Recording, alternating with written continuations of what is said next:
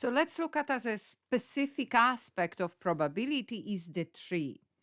Okay, in parts A and B of this question, give answer correct to for decimal place where relevant. Okay, assume that 6.7% of people in Ireland have diabetes. For a particular test for diabetes, each person tests either positive or negative. Makes sense, right?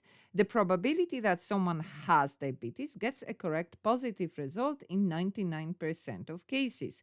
However, the probability that someone who does not have diabetes gets an incorrect positive result is 7.8. So we get that you don't have problem, but the test result will say you have problem. And the probability of that is 7.8. Okay. One person is picked at random from the people in Ireland and is tested for diabetes using the test. Use the information above to complete the tree diagram below. Writing the proportion associated with each branch of the tree diagram into the appropriate box and working out the probability for each outcome. So this is the probability, and here we are writing parts of the tree. Okay, so how do we do that? Well, the tree is kind of easy enough because the two branches always have to add up to 1. So if that's what we have here, so 1 minus this value, and we just put that in the calculator and we get that value. The same here, those two together should equal 1, therefore 1 minus 0.07, that is 0.922.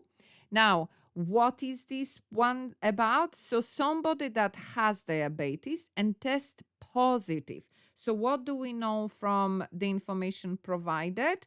That 99% are correct.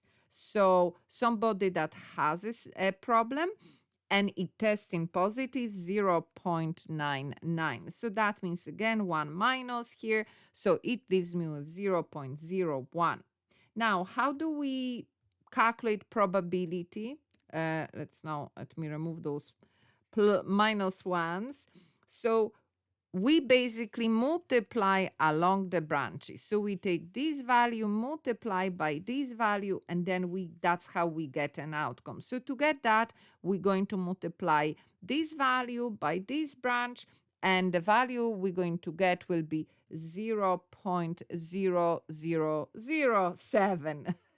Then again, 0.93 by 0.78, and we're going to get the probability of 0.0728. And the last one, 93 by 0.99, and here the probability is 0.8602. So like I'm saying, simple enough when it comes to the tree. Let's have a look at what else do we need to do here. Let's move that a bit. Okay, so use the probabilities from the tree diagram to answer part A1, 3, and 4. Find the probability that the person picked at random test positive for diabetes. So where is that? What am I picking? Test positive.